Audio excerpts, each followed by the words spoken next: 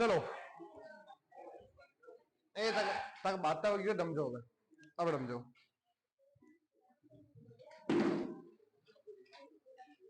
चलो। तो आज नया टॉपिक पढ़ना है अपने को। कौन सा टॉपिक पढ़ना है? कृत्रिम गर्भाधान।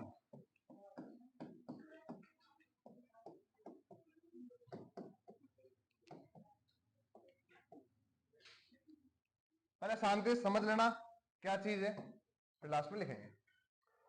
अगर मैं तुम्हें कहूं कृत्रिम गर्भाधान करना है तो इससे संबंध क्या है? ये सब है क्या शब्द? कृत्रिम गर्भाधान नाम सुना है तुमने, उसको होते हुए भी देखा है तुमने, लेकिन सर शब्द क्या है, क्यों करते हैं, क्या फायदे और क्या नुकसान है? कृत्रिम गर्भाधान की विधियां कौन कौन सी है, कौन कौन सी विधि से आप इस कृत्रिम गर्भाधान को करते हो, क्या क्या सावधानियां रखनी पड़ती है, वो सारी चीज आज अपन देखेंगे। ठीक है, तो पहले तो कृत्रिम गर्भाधान का अर्थ क्या होता है? गर्भाधान कृत्रिम यंत्र क्या है? जो प्राकृतिक नहीं है, मतलब मानव जो करेगा वो नेचुरल नहीं है। और गर्भाधान का अर्थ क्या होता है? गर्भ को धारण करना। क्या होता है? मतलब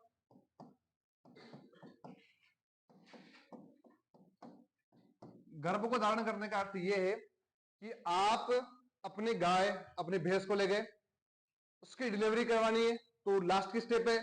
उससे पहले पहले क्या करेंगे? तो हम उसके इंजेक्शन लगवाते हैं। देखा होगा तुमने, डॉक्टर आवे इंजेक्शन लाते हैं, वो लगवाते हैं। गर्भ को धारण करना मतलब उस मां के पेट में उस बच्चे का या फिर उस अंडे का परिपक्व होकर रखना, ये क्या है? गर्भाधान। ये प्राकृतिक रूप से भी होता है और कृत्रिम रूप से। प्राकृतिक किसान हो रहे तो नेचुरल प्रोसेस है कि मतलब गाय या फिर आपकी जो भैंस है उसको एक सांड के पास ले जाओ, वो सारा नेचुरल प्रोसेस है। फिर उन्हें बांध देंगे और फिर उनकी क्या हो जाएगा? उनका गर्भाधान हो सकता है, ये नेचुरल है। फिर कृत्रिम क्या था? फिर कृत्रिम में हम इंजेक्शन का काम मिलेंगे। किसका काम मिलेंगे? इंजेक्शन। तो फिर दिमाग में एक प्रश्न आता है, सर प्राकृतिक अच्छा है, सस्ता है, तो कृत्रिम क्यों कर रहे हैं? दिमाग में आता है प्रश्न। देखो प्राकृतिक गर्भाधान जब भी होता है, आज अपने घर पे गाय दिया है तो उसका देखना, उसका जो बछड़ा होगा उसको 5-6 घंटा तो पड़ी रहोगे, हाल बाकी भी हिम्मत न रहोगी। देखियो कमजोर रहता है वो। लेकिन वही कृत्रिम गर्भाधान का रखा हो तो एकदम हष्ट पुष्ट, बढ़िया रंग को, बढ़िया टाबर टिंगर जामा। कारण क्या है उसका? जैसे मैंने तुम्हें जब गाय भैंस पढ़ाया था तब एक सांड बताया था मैंने, याद है? 21 करोड़ का पाडा सांड बताया, युवराज। अब वो पाडो तो मैंगो का है, उस पार्टे की कीमत नहीं है। उस पार्टे से या फिर उस सांड से जो भी आपके पास अवेलेबल है, गायों में महंगे महंगे मिलते हैं, भैंसों में मिलते हैं, उनसे क्या करते हैं? उनके शुक्राणु निकालते हैं। क्या निकालते हैं?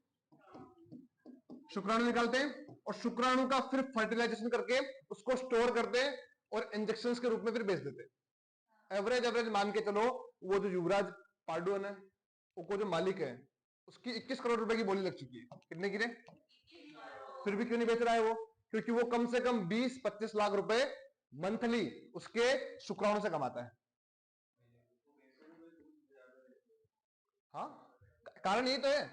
अगर आज हमें पता है, अगर मैं कह रहा हूं किसी पिताजी अगर नशेड़ी है, दारू पीवे रोज शाम को, तो उसके आने वाले संतान भी है ना कहीं ऐसे लक्षण उसमें मिलेंगे। मिलेंगे 100%। किसी का पिताजी अगर बिजनेसमैन है तो उसका जो आने वाला पुत्र है उसके अंदर भी बिजनेस की स्किल्स रहती है कि भाई कैसे काम करना है। तुम्हारे पिताजी अगर खेती में अच्छे होंगे ना तो तुम्हें भी कहीं ना कहीं खेती अच्छी आती होगी। ये हमारे लक्षण किस पे डिपेंड करते हैं? अपने गुणसूत्रों के ऊपर। और गुणसूत्र किसके हैं? अपने माताजी और पिताजी के। तो होता क्या है, बस पशुओं के अंदर भी यही करना है। और ये केवल पशुओं में जरूरत नहीं पड़ती, मनुष्यों में पड़ती है जरूरत इसकी।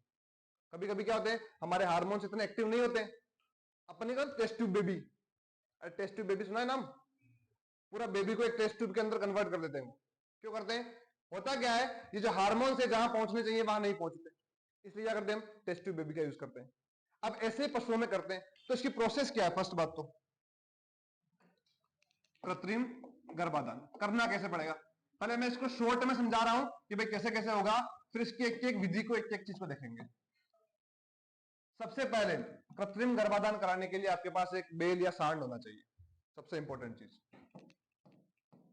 सांड नहीं तो फिर गर्भाधान किसान कराओगा? सांड या फिर अपन बोलते हैं भैंसा। क्या बोलते हैं? सबसे इंपॉर्टेंट चीज तो यही है। फिर आपके पास एक गाय या फिर क्या होनी चाहिए? भैंस भी होनी चाहिए। कराओगे किसमें? तो ये भी होनी चाहिए आपके पास। फिर आती है इसकी प्रोसेस, कैसे होगा समझना। इसे सांड से शुक्राणु निकालेंगे। क्या निकालेंगे अपन? शुक्राणु निकालते हैं। शुक्राणु कैसे निकालेंगे भाई? उसके लिए एक डमी आती है। क्या आती है? डमी। नाम सुना है? ये इसी को बोलते हैं कृत्रिम वजाइना या फिर योनि, कृत्रिम योनि। प्लास्टिक की बनी होती है, फोटो दिखाऊंगा मैं अभी। देखो ये होती है। इसके अंदर क्या होगा? जो आपका सांड है उसका लिंग इसके अंदर डालेंगे। फिर यहां पर लगा होता है ये कनेक्ट रहेगा किससे? करंट से, बिजली से। और यहां पर क्या होगी? अंदर हीटिंग आएगी, मतलब गर्मी आएगी। ये अंदर से गर्म होगा बिल्कुल। और गर्म होगा तो क्या होगा? उसके जितने भी शुक्राणु है वो सारे निकल जाएंगे और फिर वो यहां एकत्रित हो जाते हैं। ये विधि कौन सी है? वीर्य को एकत्रित करने की विधि। क्या है? वीर्य को एकत्रित करना। पहले तो एकत्रित कर लिया अपन ने। अब इसकी विधि वास्तव में कैसे काम करते हैं वो सारे समझेंगे। पहले अपन क्या करेंगे? डमी के द्वारा, इसका भी एक ध्यान रखना, इसका जो एंगल है वो 45 डिग्री एंगल होना चाहिए। कितना डिग्री? 45 डिग्री के आसपास इसका एंगल होना चाहिए। और 39 से लगाकर 41 तक इसका क्या होना चाहिए? टेम्परेचर होना चाहिए। क्योंकि ये तो नहीं भाई बिल्कुल गर्म वातावरण में ये एक्सेप्ट कर लेगा या फिर बिल्कुल ठंडा रहेगा। क्योंकि शुक्राणु क्या है? इसके अंदर भी तो जीव ही है। अरे जीव है या नहीं?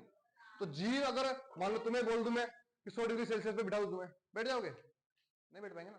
या फिर तुम्हें बोल दूं -139 पे बैठ जाओ, संभव नहीं है। इसके अंदर भी जीव ही है।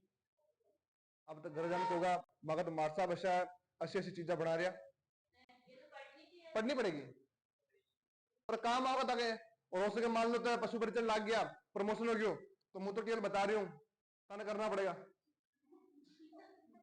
करना पड़ेगा। ठीक है, तो आपने शुक्राणु एकत्रित कर लिए। फिर इसको करते हैं फर्टिलाइज। क्या करते हैं? फर्टिलाइज। आप देखिए, एक डॉक्टर साहब आवे, एक टंकी लेना हुआ, लावे। टंकी में क्या होता है? Liquid nitrogen. क्या होती है? Liquid nitrogen. जिसका टेम्परेचर कितना होता है? -196 या 97 डिग्री सेल्सियस, माइनस में। इतनी ठंडी होती है। और लिक्विड नाइट्रोजन की अगर अपना हाथ इसके अंदर डाल दोगे तो हाथ के ऊपर पूरा बर्फ जम जाएगा, इतनी ठंडी है वो। इतने ठंडे में क्यों रखते हैं? इसकी पहले भी रखते थे। पहले लिक्विड नाइट्रोजन का काम में नहीं लेते थे। पहले नॉर्मल एक डब्बी में भर लगा, डिब्बे में डाली, उससे क्या होगा? उसका जो टेम्परेचर है उस आपको शुक्राणु को या फिर उससे शुक्राणु को आपको 2 या 4 दिन के अंदर यूज लेना पड़ेगा, वरना क्या होंगे? वो खराब हो जाएंगे। क्या हो जाएंगे? खराब। लेकिन मान लो Ln2 या फिर लिक्विड नाइट्रोजन के अंदर डाल दिया तो उसको आप हजारों वर्षों तक स्टोर कर सकते हो, कोई समस्या नहीं है, कहीं कोई दिक्कत नहीं है। क्यों? क्योंकि ये क्या करेगा? इतना टेम्परेचर है, अंदर जो आपने शुक्राणु डाला है उसका वो क्या करेगा? अंदर जम जाएगा, बिल्कुल एकदम बर्फ बन जाएगा। उससे क्या होगा? इन शुक्राणु के अंदर जो गति है वो गति नहीं होगी, गति नहीं होगी तो खराब भी नहीं होंगे और ये पड़े रह जाएंगे। वो जो 21 करोड़ का पैसा है उसकी कीमत इसीलिए, अगर मान लो 10 दिन बाद मर भी गया ना तो भी उसके मालिक ने इतने शुक्राणु इकट्ठा कर रखा है कि वो जीवन भर तक पैसा खाएगा तो भी कम नहीं पड़ेगा उसका। हाँ, और जैसे मान लो ये आपने जमा दिया, उसके नेक्स्ट प्रोसेस क्या होती है? डॉक्टर आएगा और आपको बोलेगा भाई एक गर्म पानी लेके आओ, गर्म पानी मंगाएगा और वो बोलता है कि गर्म पानी मत लाना, बिल्कुल गर्म नहीं मत लाना, गुनगुना गुनगुना सा। और उसका एवरेज टेम्परेचर होना चाहिए 37 डिग्री सेल्सियस, मतलब अपनी ह्यूमन बॉडी में जो एक्सेप्ट करता है ना उतना टेम्परेचर। फिर क्या करेंगे? उसको उसको निकालेंगे और 10-15 सेकंड के लिए उसके अंदर छोड़ देंगे। छोड़ दिया, फिर क्या करेंगे? फिर उनके पास होती है गन। क्या होती है? गन। आपने बंदूक को नहीं, इंजेक्शन वाली गन आती है, जैसे सिरिंज होती है ना अपने, वैसे गन होती है। उसके अंदर क्या करेंगे? इस गन के अंदर शुक्राणुओं को लोड करेंगे और लोड करने के बाद कहां छोड़ देंगे? वो गाय या भैंस की योनि के अंदर। योनि पर नहीं छोड़ेंगे, योनि के अंदर जहां उसका गर्भाशय प्रारंभ होगा वहां पर छोड़ेंगे। गर्भाशय में छोड़ दिया। अब इसके पीछे कुछ रीजन है, गर्भाशय में भी क्यों छोड़ेंगे? अगर मान लो सर योनि में छोड़ दे तो क्या होगा? शुक्राणु क्या है? वो आगे बढ़ने चाहिए, फिर गर्भाशय के आगे भी तो कुछ चीजें हैं, वहां पर जाने चाहिए जहां हमें पता है कि भाई 2 भागों में बढ़ती है योनि, इतना पढ़ रखा हो साइंस आपने। अंडाशय 2 होते हैं इसके आपस, और अंडाशय से जो अंडाणु आ रहे हैं वो वापस मिलने भी तो चाहिए। योनि में छोड़ दोगे तो क्या होगा? वो मिलेंगे नहीं। और इसलिए पता हो तुम्हें, तो गाय या भैंस का जब भी कृत्रिम गर्भाधान करते हैं तब डॉक्टर एक हाथ में पहनता है थैली, और उसको वो गुदा द्वार में डालता है,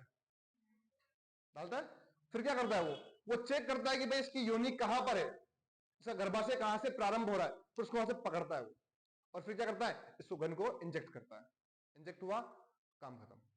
और ये चीज नेचुरल भी होती है और कृत्रिम रूप से भी होती है। नेचुरल में नुकसान ये कि नेचुरल में एक तो आपको अच्छी क्वालिटी के सांड मिलते नहीं है। जैसे मान लो मोदी जी गया अमेरिका, एक बढ़िया सांड दिख गया, मोदी जी को भाई हमारी तो गाय ना इकांडिस कराऊंगा, क्या संभव है? क्या नेचुरल रूप से संभव नहीं है, लेकिन वही कृत्रिम रूप से संभव है। वहां से निकाला, यहां ले आए, कर लो काम। नुकसान है। नुकसान कैसे? जैसे मान लो आपने गर्भाशय में हाथ डाला, उसकी कुछ सावधानी है कि भाई आपके नाखून कटे हुए होने चाहिए, वरना मान लो अगर आपके नाखून से इंफेक्शन फैल गए अंदर, तो पूरा गर्भाशय खराब हो जाएगा और वो फिर बांझ बन जाएगी या फिर वो मृत्यु भी हो सकती है। दूसरा क्या है, जब भी कभी डॉक्टर उसके अंदर हाथ डालता है तो क्या करता है, वो गोबर को पहले थोड़ा निकालता है बाहर। मान लो उसने हाथ डाला और अंदर गोबर चला गया, तो फिर गोबर कहां जाएगा? गर्भाशय पे, और वहां पर वापस नुकसान हो सकता है। तो ये कुछ सावधानी रखनी पड़ती है, लेकिन अच्छी इसलिए है क्योंकि एक सांड लगभग लगभग अपने जीवन काल में फिर 1 वर्ष में 70-80 गायों को प्रेग्नेंट कर सकता है। लेकिन कृत्रिम रूप से कितनी कर लो आप, कोई समस्या नहीं है। क्यों? आपको क्या चाहिए? शुक्राणु चाहिए उसका, शुक्राणु निकाल के काम कर लो आपका जो भी करना है। तो इसलिए ये उपयोगी है। अब होती कैसे? ये तो ठीक है, इससे क्या करेंगे? हम वीर्य को एकत्रित कर लेंगे। फिर देन क्या है? अगली प्रोसेस ये रही, लिक्विड नाइट्रोजन भरी हुई इसके अंदर। अब प्रश्न कहां बनता है? प्रश्न यहां से बन सकता है कि वीर्य को जिस चीज में स्टोर करते हैं उसके अंदर कौन सा केमिकल मिला होता है? तो क्या होता है वो? नाइट्रोजन। लेकिन कौन सी फॉर्म में? लिक्विड नाइट्रोजन, जिसका टेम्परेचर कितना होता है? 197 या 96 डिग्री सेल्सियस के आसपास, इसका टेम्परेचर होना चाहिए। अब फिर भी एक दिमाग में प्रश्न आता है, सर आपने शुरुआत में इतना टेम्परेचर कर दिया, फिर मान लो आप उसको बाहर निकाल रहे हो, मान लो अगर गर्म पानी में ना करें। अभी कभी क्या होता है, डॉक्टर अगर मान लो गर्म पानी मंगाता है अपने से, हम क्या करते हैं ज्यादा गर्म करके ले जाते हैं, तो क्या करता है वो दूसरा पानी उसमें मिलाता है। क्यों मिलाता है? नॉर्मल भी होना चाहिए। ये नहीं है कि भाई मान लो ये आपने लिक्विड नाइट्रोजन निकाली कि थोड़ी देर बाद गर्म हो जाएगी, ये तो इन्वायरमेंट में ऑटोमेटिक गर्म हो जाएगी, लेकिन उसका टेम्परेचर कितना करना है आपको? 37 डिग्री सेल्सियस। अगर इससे ज्यादा हो गया, मान लो 40 हो गया, तो फिर क्या हो गया? अंदर जो शुक्राणु जाने वाले वहीं पे मर जाएंगे और काम होगा ही नहीं आपका। इसलिए वो पानी गुनगुना मांगता है। पानी क्या मांगता है? गुनगुना। अपने यहाँ तो क्या करते हैं, अपने एक बाल्टी भर के ले जाते हैं, बाकी इसकी भी प्रोसेस है। क्या है प्रोसेस? एक बीकर लेना पड़ेगा आपको पहले, इसके अंदर पानी भरा हुआ रहेगा आपका,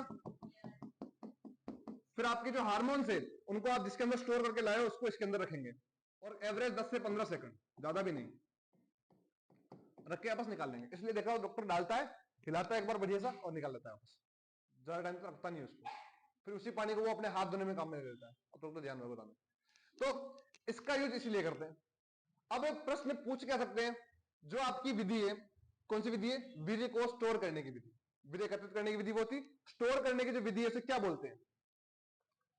प्रश्न बनता है कि भाई आपने स्टोर किया, इस विधि को क्या बोलते हैं? इसको बोलते हैं क्रायो प्रिजर्वेशन। Cryo preservation. कि अब देखो, तुम पशु परिचर बन रहे हो, तुम्हें कोई ये प्रश्न नहीं पूछेगा वो कि कृत्रिम योनि कैसी होती है या फिर वीर्य एकत्रित किसमें किया जाता है, ये प्रश्न नहीं पूछेगा। लेकिन अब यहां पर नाम अच्छा मिला इसको, क्रायो प्रिजर्वेशन। टेम्परेचर कितना होना चाहिए इसका? वन माइनस का हुई माइनस का 197 डिग्री सेल्सियस के आसपास, और नॉर्मल टेम्परेचर कितना होता है इसका? 37 डिग्री सेल्सियस। ठीक है, अब ये आपने क्या कर लिया? वीर्य को एकत्रित कर लिया। अगली विधि आपकी कि पहुंचाएंगे कैसे इसको, कहां पहुंचाना है इसको? मानव को और पशुओं का सेम ही रहेगा, सेम ही रहता है तंत्र। अब देखो होता क्या है, ये नर का है, पहले क्या करेंगे हम, इसके शीशन से, क्या बोलते हैं इसको? शीशन। ये शीशन है, इसको क्या करेंगे अपन, यहां से अपने को हार्मोन्स मिलेंगे, इतना पता है। इसके ऊपर केप के रूप में लगाते हैं क्या?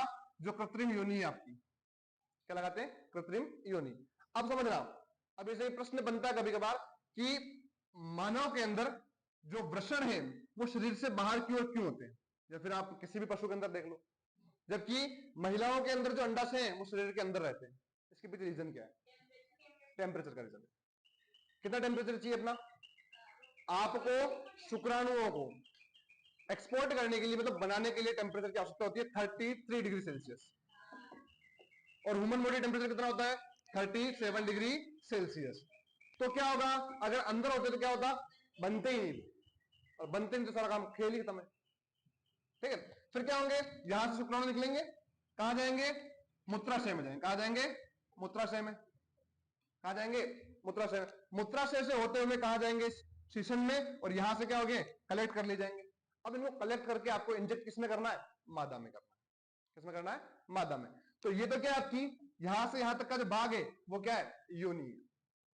इसमें कभी इंजेक्ट नहीं करते हैं, क्योंकि यहां से कभी भी वो वापस रिपीट हो सकते हैं, मतलब वापस बाहर आ सकते हैं, इसलिए यहां पर कभी इंजेक्ट नहीं करेंगे। होता क्या है, डॉक्टर जो है वो अपना हाथ जो ले जाता है इसके ऊपर यहां लाके छोड़ता है, कि यहां से पता चल जाएगा, तो यहां तक पूरा प्लेन है एक पाइप की तरह, यहां जाएगा उसको बहुत सारी संरचनाएं दिख जाएगी, हाथ से अनुमान लगा लेगा वो कि भाई यहां पर क्या है, गर्भाशय आ चुका है। तो यहां पर ले जाने के बाद यहां से वो इंजेक्ट करता है। फिर क्या होंगे, यहां पर क्या होंगे, अंडाणु है, अंडा से अंडाणु निकलेंगे, और वो अंडाणु कहां जाएंगे, प्रश्न बनता है कि गर्भाशय वास्तव में बनता कहां है। तो अपने दिमाग में क्या आएगा, सन्नाटा बन जाओगे और कहीं नहीं बनता है, इन अंडवाहिनियों के अंदर बनेगा। कहां बनेगा, इन अंडवाहिनियों के अंदर। जो आपका शुक्राणु गया है और अंडाणु जो मिलेगा वो इसके आसपास मिलेगा, और यहां पर क्या बनेगा, एक आपका अंडा बन जाएगा। और ये पूरी प्रोसेस क्या है, कृत्रिम गर्भाधान। ठीक है, लेकिन ये तो अपने शॉर्ट में पड़ी। अब इसकी विधियां भी है कुछ, गाय में करने की विधियां अलग है, भैंस में करने की विधियां अलग है। तो देखते हैं इनको भी। देखो, कृत्रिम गर्भाधान क्या बोलते हैं इसको, आर्टिफिशियल इंसेमिनेशन। क्या बोलते हैं इसको, आर्टिफिशियल, एआई बोल दो। एआई का मतलब ये मत समझना आपकी आर्टिफिशियल इंटेलिजेंस है, वो नहीं है। ठीक है, एआई अभी एक और चल रहा है। तो ये आपका है, ये डॉक्टर होता है, पकड़ेंगे इसको, ये अपना हाथ से, इसके हाथ में क्या है, ये उसकी गन है। क्या ये गन, इसको लोड करता है वो। इस गन के लास्ट सिरे पे एक बटन लगाता है छोटा सा, उस बटन से क्या करता है, उसको इंजेक्ट कर देता है, और वो कहां चली जाती है, अंदर चला जाता है। ठीक है, कहीं पल्ले पड़ियो। देखो वापस समझ लो, पहला काम तो आपको क्या करना है, वास्तव में करते कैसे, विधि क्या है इसकी, प्रोसेस क्या है। तो प्रोसेस क्या है, पहले तो कृत्रिम गर्भाधान के लिए आपके पास एक सांड होना बहुत इंपॉर्टेंट है। होगा नहीं तो क्या करोगे तुम, हाँ वीर्य कहां से लाओगे। इससे क्या करेंगे अपन, शुक्राणु या फिर वीर्य एकत्रित करेंगे। वीर्य एकत्रित किया, उसके बाद क्या होगा, सुनो अब शांति। जो शुक्राणु आपके एकत्रित करने हैं वो किसमें होंगे, डमी में, या फिर क्या बोलते हैं इसको, कृत्रिम योनि। कृत्रिम योनि में इकट्ठे होने के बाद इसको क्या करेंगे अपन, फर्टिलाइज भी करेंगे, किसमें, लिक्विड नाइट्रोजन में। पर ध्यान रखना, कृत्रिम योनि जब वहां आप उसके लगाओगे तो उसका एंगल क्या होना चाहिए, 45 डिग्री का, एंगल का भी ध्यान रखना पड़ेगा। ठीक है, फिर क्या करेंगे, लिक्विड नाइट्रोजन में डाल दिया, फिर कहां जाएंगे, जहां आपको ले जाना है, डॉक्टर अपनी टंकी में रख और आप ले आओगे। फिर क्या करेगा वो, आपसे गर्म पानी मंगवाएगा थोड़ा सा, गर्म पानी में क्या करेगा, उसको डिजोल्व करेगा कि भाई आपका टेम्परेचर क्या हो जाए, नॉर्मल हो जाए। टेम्परेचर नॉर्मल हुआ, वो गन में लोड करके मादा के गर्भाशय तक पहुंचा देगा, और गर्भाशय में इंजेक्ट कर देगा।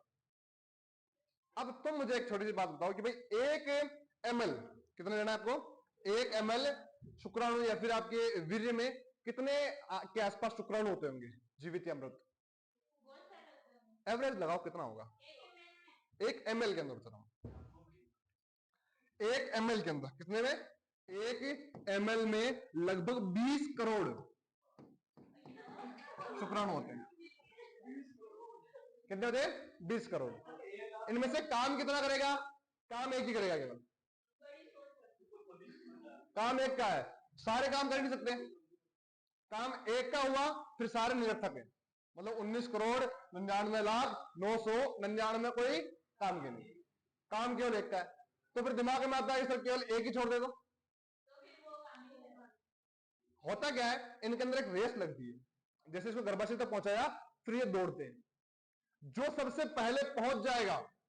तो ये तो ये नहीं भी सबकी एबिलिटी सेम होगी, इसमें बहुत सारे स्पर्म्स ऐसे होंगे जो एक्टिव ही नहीं है, डालोगे आप वहीं पर अटक जाएंगे, और बहुत सारे क्या होंगे जो बहुत ज्यादा एक्टिव होंगे, वो रेस करेंगे, और उनमें से भी कोई एक जीतेगा बेचारा, जो पहले पहले पहुंचेगा, और वो क्या करा देगा, अंडा बना देगा।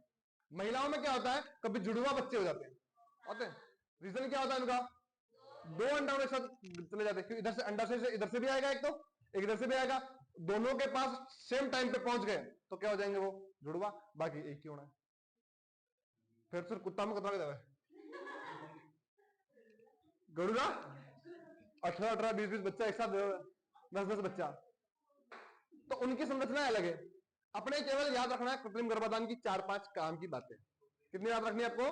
4 से 5 काम की बातें। एक चीज और, जो आपका इसमें आपने वीर्य स्टोर किया है इसका कुछ पीएच लेवल भी होगा। 6.9 कितना होता है? मतलब कौन सा माध्यम है ये? अम्लीय माध्यम है। कौन सा है? हल्का अम्लीय पर है कौन सा? अम्लीय माध्यम। तुमसे पूछ लेगी भाई वीर्य का पीएच मान कितना होता है, तो 6.9 कौन सा माध्यम है? हाँ बता। अगर आपने मान लो वीर्य एकत्रित कर लिया, वीर्य निकाला आपने, एकत्रित कब करेंगे? उससे पहले कुछ काम करने पड़ते। क्या करने पड़ते? आपको वीर्य को चेक करना पड़ेगा।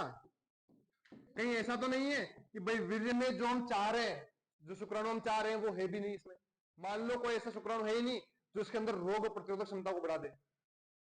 होता क्या है, आप जिस सांड का प्रयोग करोगे उस सांड में जो क्वालिटी है वो आपके आने वाले बच्चे में रहेगी। जैसे मान लो कुछ सांड क्या होते हैं, रोग प्रतिरोधक क्षमता वाले होते हैं, जिनको रोग अच्छे से लगते नहीं जल्दी से। तो कुछ बच्चे भी क्या होंगे जिनमें रोग कभी आया ही नहीं होगा, वो रोग प्रतिरोधक क्षमता है। कुछ क्या होते हैं, सांड बढ़िया हट्टो कट्टो तो बछड़ो भी हट्टो कट्टो होगो।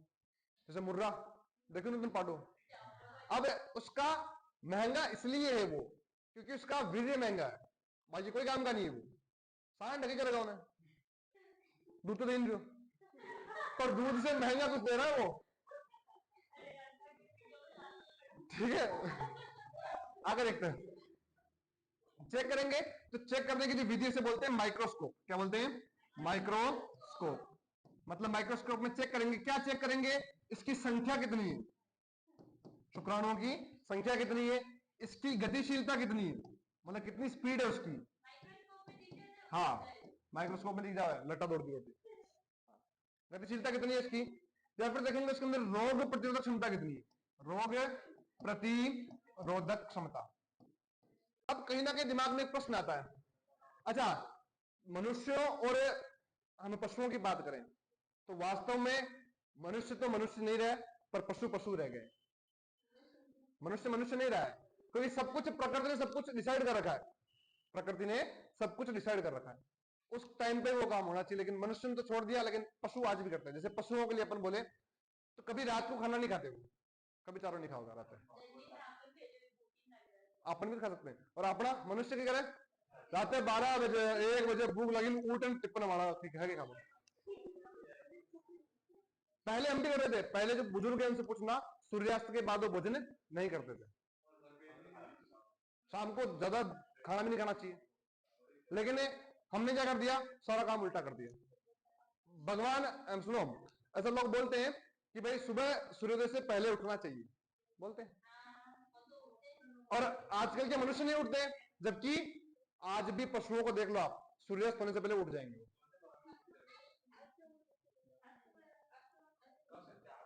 अरे उदय उदय होने से पहले उठ, अच्छा अस्त बोल जी, उदय सूर्य उदय होने से पहले उठ जाएंगे। ठीक है, तो लेकिन अपन क्या है, आपने कहीं फर्क कौन पड़ा। लेकिन फिर भी आज कहावत है पाडा जू पड़ियो, बोले ना कोई आदमी अगर सुतो तो पाडा जू, अरे बेटे जब आप पाडो तो 6 बजे कहीं 5 बजे उठ जाओ, पाडा जू तो नहीं पड़ियो। और देवत एग्जाम्पल चाला भी सही, पर पाडा मुंह तो कौन संबंधित है। ठीक है, तो किसके द्वारा देखते हैं अपने? माइक्रोस्कोप के द्वारा। किसके द्वारा देखते हैं? माइक्रोस्कोप में इस वीर्य का रंग पता चल जाता है। वैसे दिखता था रंग, तो रंग कौन सा था इसका?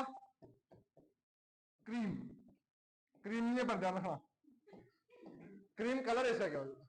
क्रीम रंग का क्या होता है? वीर्य होता है पशुओं के अंदर।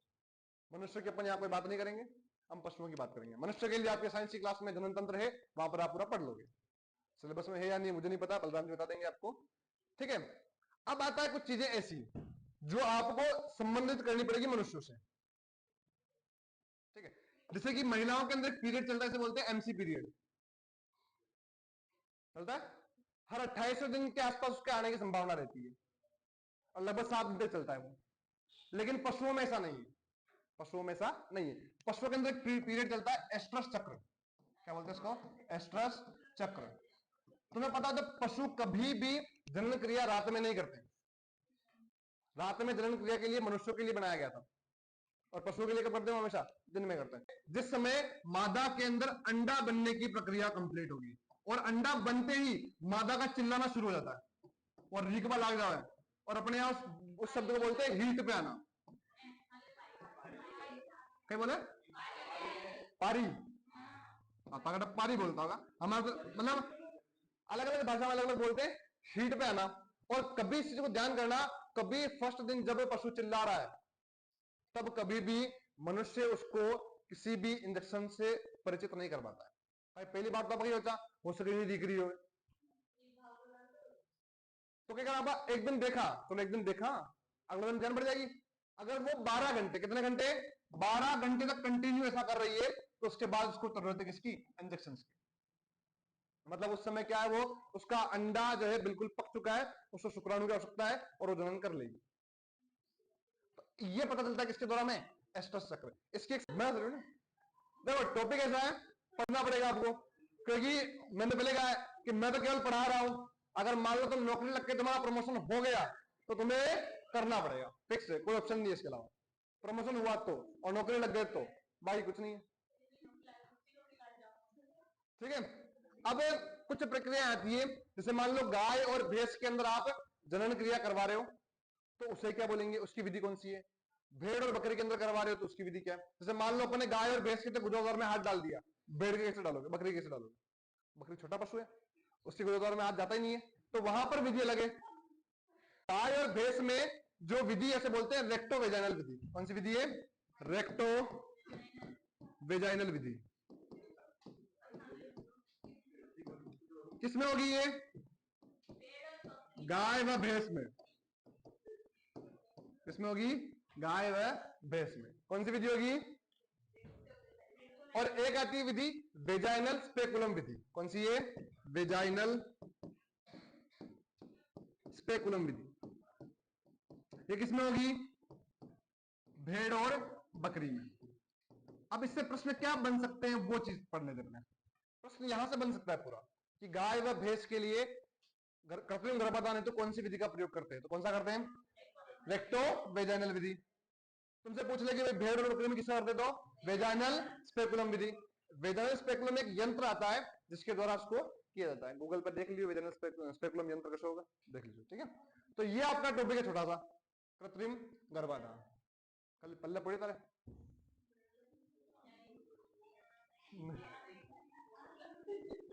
देखो, फर्स्ट काम क्या करना है आपको? प्रोसेस क्या है? पहला प्रोसेस क्या है इसका? वीर्य एकत्रित करना है आपको, लेना है वीर्य, निकालना है। किसके द्वारा निकालेंगे हम? कृत्रिम योनि या फिर डमी के द्वारा। उसकी क्या बात याद रखनी है? उसका एंगल कितना होना चाहिए? 45 डिग्री के आसपास। तुमसे पूछो उसका टेम्परेचर कितना होना चाहिए? तो वो तो उस यंत्र का मैं पूछ रहा हूं तुम्हें, जब उसको आप निकालोगे, मैंने वो कहा था ना मशीन लगाई थी एक 41 39 से 41 के बीच ऐसा क्या होना चाहिए? टेम्परेचर होना चाहिए। फिर निकाला आपने, फिर क्या करोगे? आप इसको स्टोर करोगे। स्टोर करने की विधि क्या है? विधि क्रायो प्रिजर्वेशन विधि। कौन सी है? क्रायो प्रिजर्वेशन विधि। इसमें क्या होगा? कौन सा केमिकल यूज लेंगे? तो लिक्विड नाइट्रोजन लेंगे। इसका टेम्परेचर कितना होना चाहिए? -197 डिग्री सेल्सियस होना चाहिए। आपने एकत्रित कर लिया, फिर क्या करोगे? आप उसको एकत्रित करने के बाद जब आपको जरूरत होगी तब थ्रू निकाल लोगे आप। अब देखो, ये इसके अंदर प्लास्टिक का लगा हुआ है, इसके ऊपर बर्फ जम रही है पूरी। ये इसने जो निकाला है उसकी तौर पर भी क्या जम रही है? बर्फ जम रही है। फिर टेम्परेचर कितना है इसका? -197 डिग्री सेल्सियस। मान लो मैं तुम्हें कहूं कि एक पूल में लिक्विड नाइट्रोजन डाल रखी है, ना के आ जाओ, आदमी मर जाएगा। ठीक है, फिर आगे देखें, तो आपने एकत्रित कर लिया, फिर आपको क्या करना है? उसको जहां पहुंचाना है वहां पहुंचाओ धीरे से। अब वो पूरी विधि मैंने बताई दी है भाई, कहां पर जाएगा कहां नहीं जाएगा।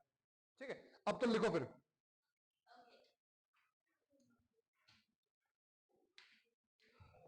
लिखो, हेडिंग डालो कृत्रिम गर्भाधान। देखो, इस विधि से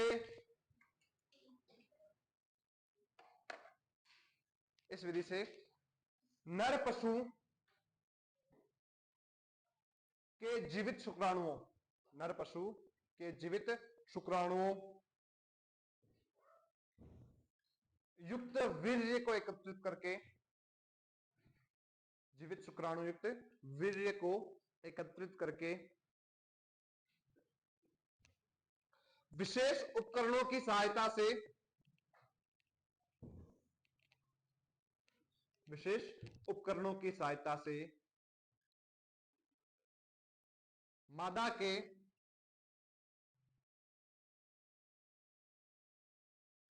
गर्भाशय के प्रथम सिरे तक पहुंचाते हैं।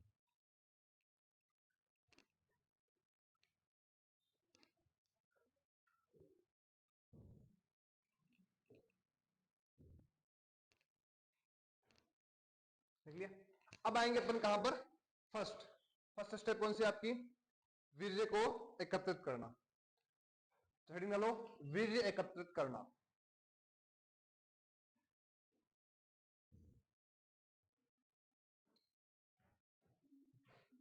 अच्छा सुनो, इसकी जो प्रोसेस उसका नाम है इलेक्ट्रो उत्तेजना विधि। कौन सा नाम है, इलेक्ट्रो उत्तेजना विधि।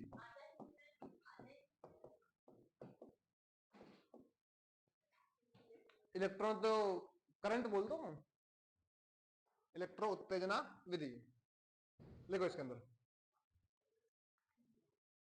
कृत्रिम रूप से नर पशु से, कृत्रिम रूप से नर पशु से वीर्य एकत्रित करने की विधि, वीर्य एकत्रित करने की विधि।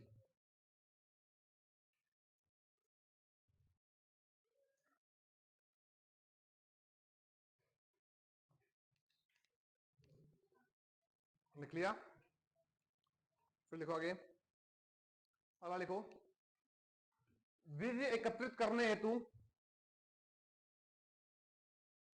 कृत्रिम योनि, एक और नाम क्या इसका, डमी,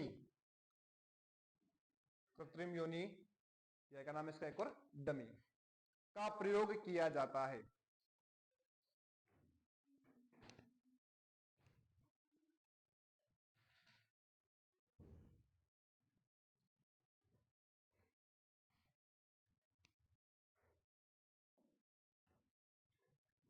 फिर अगला रिकॉर्डिंग करो, वीर्य की जांच या लक्षण, जांच या लक्षण।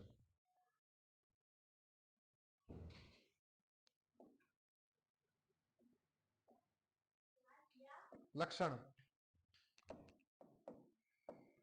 पहला लक्षण क्या होगा, पीएच कितनी होती है, 6.9, कोष्टक में लिखना अम्लीय, 6.9 है कोष्टक में अम्लीय। फिर देखो, माइक्रोस्कोप विधि द्वारा,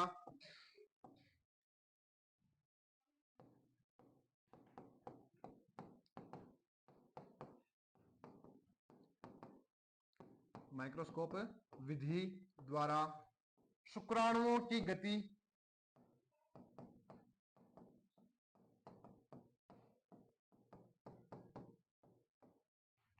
जीवित मृत अनुपात,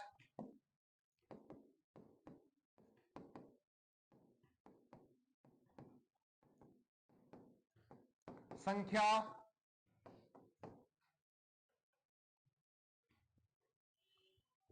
शुद्धता,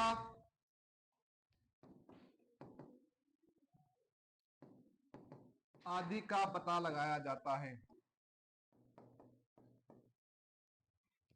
शुद्धता आदि का पता लगाया जाता है।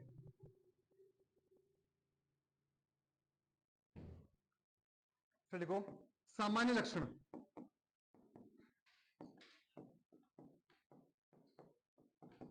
गाढ़ापन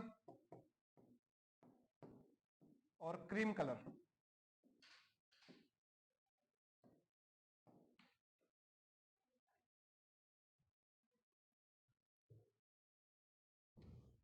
देख लिया। फिर नीचे लिखो, पोषक तत्व। अब यहां थोड़ा समझना, हेडिंग डाल दो केवल, पोषक तत्व।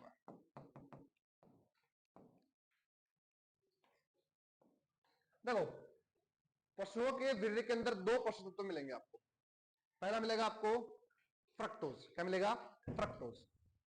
पहला रहेगा आपका फ्रक्टोज, और सेकंड रहेगा आपका विटामिन। कौन सा? B2, vitamin B2। अच्छा, फ्रक्टोज की स्ट्रक्चर क्या होती है? रासायनिक सूत्र C6H12O6। और विटामिन B2 का नाम क्या होता है? राइबोफ्लेविन। क्या होता है? राइबोफ्लेविन। तो लिख लो, पोषक तत्व दो होते हैं, एक तो फ्रक्टोज और एक राइबोफ्लेविन।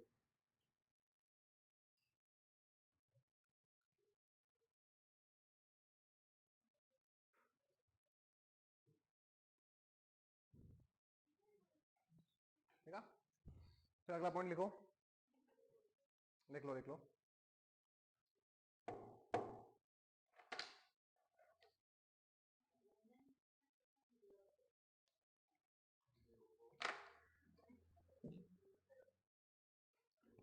लिख लिया? फिर आगे लिखो, मिथाइलिन ब्लू कैटलिस्ट। नहीं, अगला पॉइंट है methylene blue catalyst. Methylene blue catalyst विश्लेषण विधि द्वारा, एक विधि है ये, विश्लेषण विधि द्वारा शुद्धता, संख्या व गतिशीलता का पता चलता है। गतिशीलता का पता चलता है।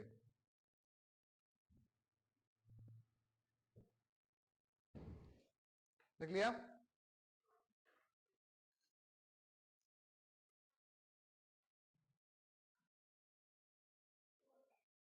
अगला डालो हेडिंग, वीर्य स्टोर करना या वीर्य एकत्रित करना।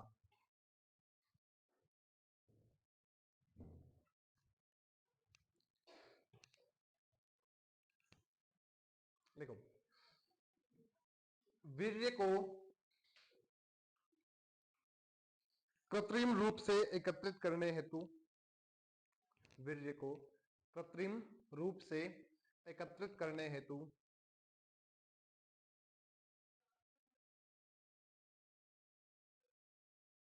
लिक्विड नाइट्रोजन का प्रयोग किया जाता है।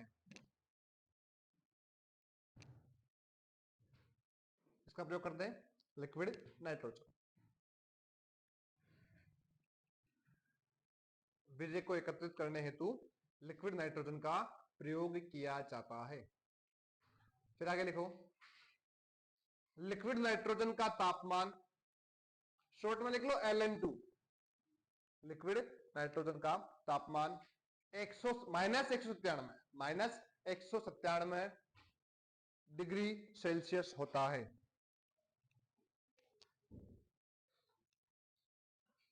लिख लिया?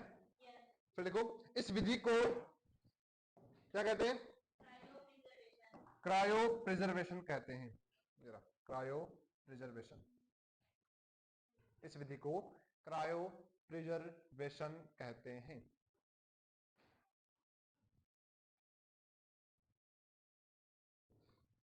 लिख लिया? अब लिखो तुम अगला टॉपिक, एस्ट्रस चक्र। एस्ट्रस चक्र,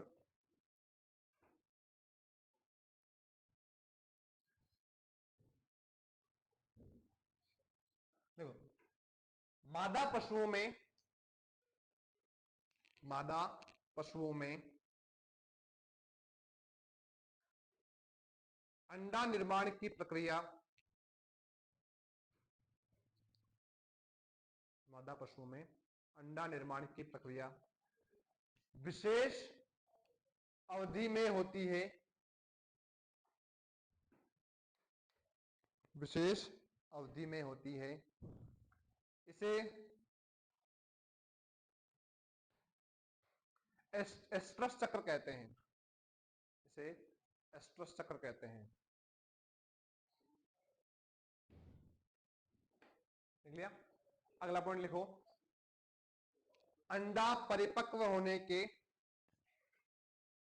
अंडा परिपक्व होने के 12 घंटे बाद, 12 घंटे बाद फेलोपियन नली, कौन सी नली रे? फेलोपियन नली कौन सी होती है? ये अंडवाहिका बोल दो आप इसे, या गर्भाशय नली बोल दो, जो आपकी नली आ रही है ना उसकी बात कर रहे हो। फेलोपियन नली में आता है।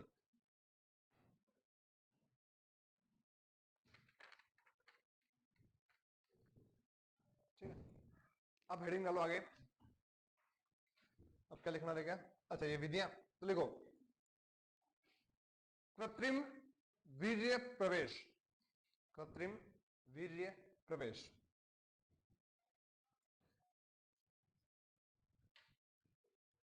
अच्छा गाय और भैंस में अगर करवाऊंगा तो कौन सी विधि है फिर? वो रेक्टो वेजाइनल विधि है। भेड़ और बकरी में कराऊंगा तो वेजाइनल स्पेकुलम विधि। तो लिखो गाय व भैंस बराबर लिख लो रेक्टो वेजाइनल विधि।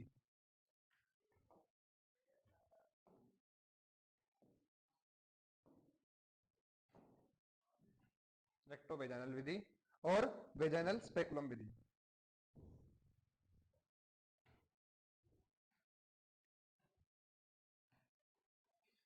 देखो होती सबकी विधियां अलग अलग है। वेजाइनल स्पेकुलम विधि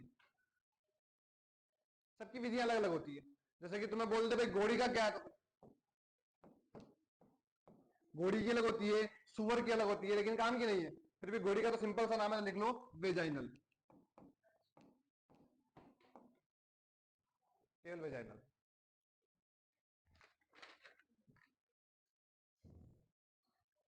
तो अब देखो तो मैं एक चीज और समझा देता हूं, मैंने वैसे समझा दिया है पैटर्न, लेकिन फिर भी तुम्हारे यहां संबंध नहीं है उसका, लेकिन फिर भी समझ लो।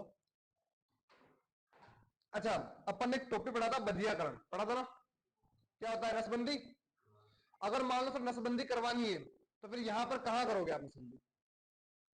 कि वहां तो अपन ने विद्या पढ़ ली इसकी, लेकिन अगर तुम्हें वास्तव में देखना है नसबंदी कहां होती है, तो नर के अंदर जहां ये नली जा रही है, जिसके द्वारा शुक्राणु पहुंचेंगे आपके, उस नली को या तो काट दो या फिर आप बांध दो।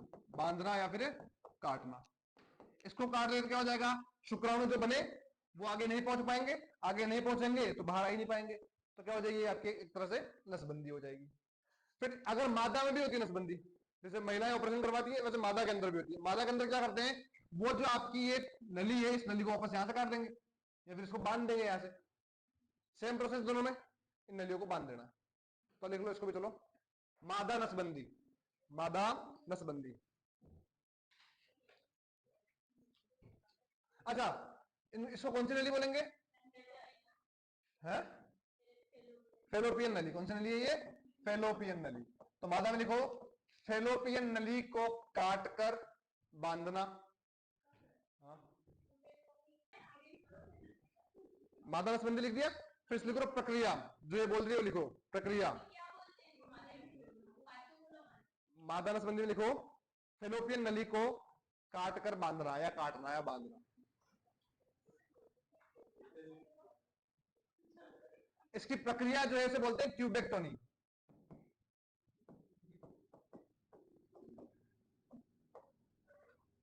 ट्यूबेक्टोनी। और इसकी प्रक्रिया क्या बोलेंगे फिर? वेसेक्टोनी। तो लिखो अगला नर नसबंदी, नर नसबंदी। लिखो शुक्रवाहिनी को काटकर या बांधकर, शुक्रवाहिनी को काटकर या बांधकर,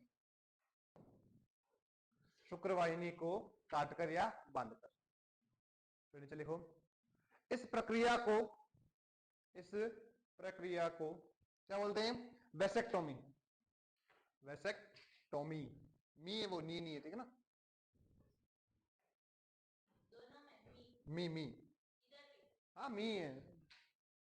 वेसेक्टोमी और ट्यूबेक्टोमी। आ गया? आ गया? अच्छा यहां तक चलो फिर भी ठीक था, ये तो आपका टॉपिक खत्म हो गया। लेकिन टॉपिक से संबंधित कुछ बातें आती है कि सर सबसे पहले किसने किया होगा और किस पर किया होगा, इसका इतिहास क्या है? तो लगता है कि भारत ने किया होगा सबसे पहले, लगता है तुम्हें कि भारत ने सबसे पहले ऐसा काम किया होगा? बिल्कुल नहीं किया। सबसे पहले करने वाला देश कौन है? इटली है। जिसने किस पे किया है पता है? कुत्ते पे। किस पे किया है? कुत्ते पे। किस पे किया? कुत्ते पे। फिर आया भारत में। भारत में एक डॉक्टर का नाम याद रखना, संपत कुमार। क्या नाम था रे? संपत कुमार। डॉक्टर संपत कुमार ने सबसे पहले भारत में कृत्रिम गर्भाधान किया। और किस पे किया? भैंस पर। और जिस संतान का जन्म हुआ उसका नाम ही क्या रख दिया? प्रथम। भाई फर्स्ट अचीवमेंट है मेरी जीवन की तो ये। और याद रखना संपत कुमार ने कहा किया? तो मैसूर कर्नाटक। कहां कहते हैं ये? मैसूर फ्रॉम कर्नाटक। तो क्या बात है? दो बातें। पहला तो विश्व में सबसे पहले किसने किया? इटली। किस पे किया? कुत्ते पे। इंडिया में किसने किया? डॉक्टर संपत कुमार ने। किस पे किया? भैंस पे। और कहां पर किया? मैसूर कर्नाटक। और भैंस का नाम क्या रखा? और तुमसे पूछ ले भाई कहा मैसूर कर्नाटक में भी कहां पर किया? तो याद रखना पैलेस कृषि फार्म। एक फार्म था पैलेस फार्म नाम से, वहां पर किया था इसका। किसने? संपत कुमार। तो लिखो फिर ये पॉइंट फर्स्ट, विश्व में सर्वप्रथम, विश्व में सर्वप्रथम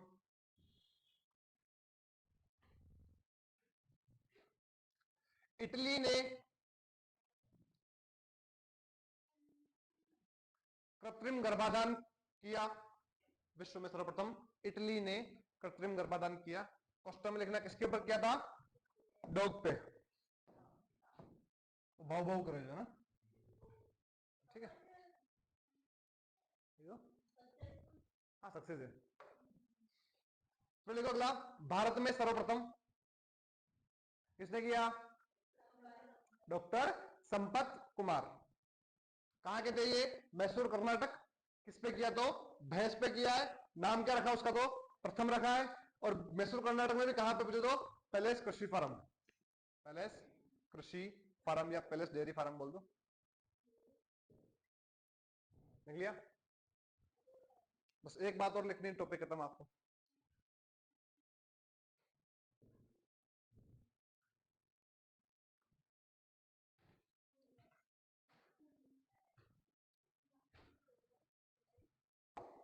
लिख लिया? फिर लिखो आगे। एक बंदे का नाम लिखना, डीपी भट्टाचार्य।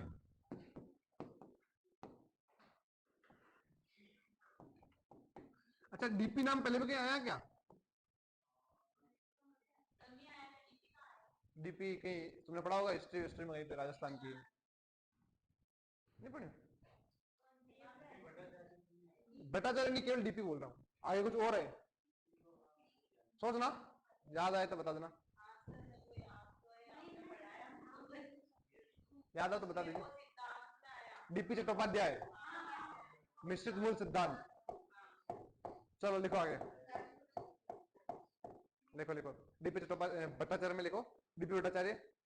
पायलट परियोजना। कौन सी परियोजना? पायलट परियोजना। अच्छा तुम्हें एक बात और बता दूं, सरकार का भी निर्णय है, सरकार चाहती है भाई एक साल में कम से कम 5 लाख कृत्रिम गर्भाधान करवाया जाए। और इसीलिए पशु परिचर की वैकेंसी निकाली गई। ठीक है, तो फिर करना पड़ेगा, नौकरी के लिए तो करना पड़ेगा। नौकरी लग जाओ फिर कर लेना। लिखो आगे, पायलट परियोजना। फिर लिखो, पायलट परियोजना के अंतर्गत बेंगलोर,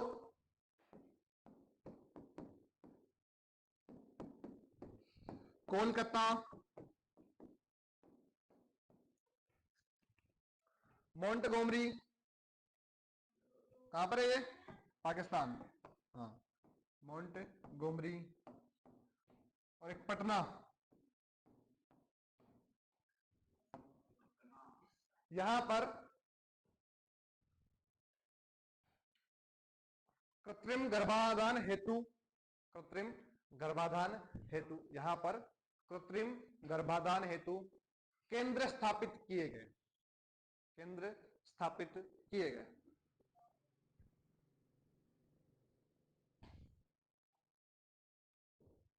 लिख लिया? अच्छा, हो गया टॉपिक तो खत्म आपका, लेकिन अब कुछ बातें और सुन लो, लिखनी नहीं है ऐसे तो। अगर आपको